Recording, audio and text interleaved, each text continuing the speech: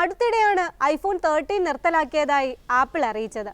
ഏറ്റവും പുതിയ ഐഫോൺ 16 പരമ്പര അവതരിപ്പിച്ചതിന് പിന്നാലെയായിരുന്നു 13 നിർത്തുന്നതായി ആപ്പിളിന്റെ പ്രഖ്യാപനം.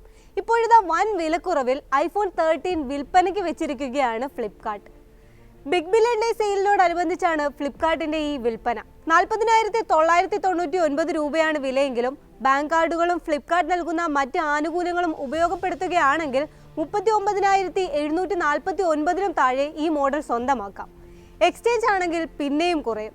എന്നിരുന്നാലും ആപ്പിൾ ഔദ്യോഗികമായി നിർത്തലാക്കിയ ഒരു മോഡലിൽ ഇനിയും കണ്ണുവെക്കണോ എന്നാണ് ഉയരുന്ന ചോദ്യം. 2021 ഐഫോൺ 13 ഇറങ്ങിയത്.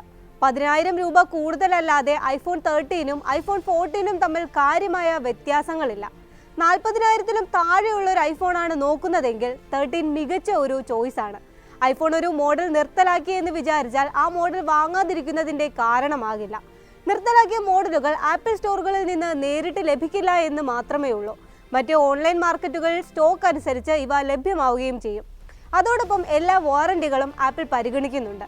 ആപ്പിൾ കെയർ പ്ലസിലൂടെ 2 വർഷത്തേക്ക് വാറണ്ടി നീട്ടുകയും ചെയ്യാം. ശ്രദ്ധയോടെ കൈകാര്യം ചെയ്യുകയാണെങ്കിൽ ദീർഘകാലം നിലനിൽക്കുന്നു എന്നതാണ് ഐഫോണുകളുടെ പ്രത്യേകത. എന്നാൽ സോഫ്റ്റ്വെയർ അപ്ഡേറ്റുകളെല്ലാം ലഭിച്ചേക്കണമെന്നില്ല. ആപ്പിൾ സാധാരണയായി ഐഫോണുകളിലേക്ക് കുറഞ്ഞത് 5-6 വർഷത്തെ പ്രധാന സോഫ്റ്റ്വെയർ അപ്ഡേറ്റുകളാണ് നൽകുന്നത്.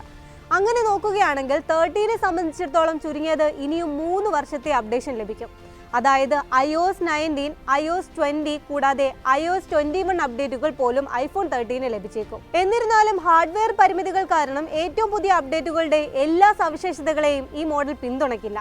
ആപ്പിളിന്റെ AI ഒന്നും 13 ലഭിക്കില്ല. ചുരുക്കി പറഞ്ഞാൽ കടുത്തൊരു ഗെയിം പ്രേമിയോ ക്യാമറ പ്രേമിയോ അല്ലെങ്കിൽ ഐഫോൺ 13 വരുന്ന 3 വർഷത്തേക്ക് കുഴപ്പമൊന്നും സംഭവിക്കില്ല.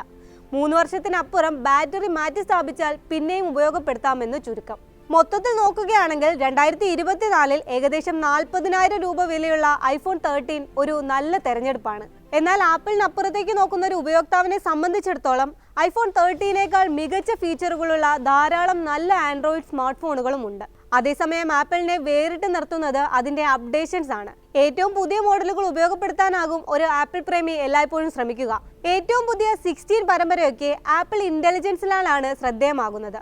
ആളുകൾ വാങ്ങാനായി പുലർച്ചെ മുതൽ വരി നിന്നതും ഇക്കാരണത്താലായിരുന്നു.